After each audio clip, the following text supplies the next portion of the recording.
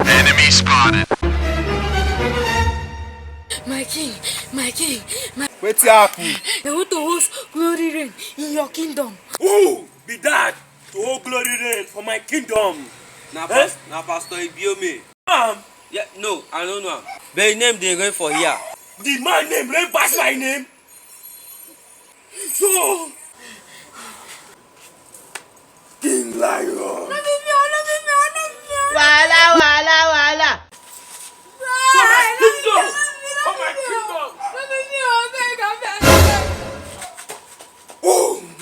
Who rich to take away from my kingdom?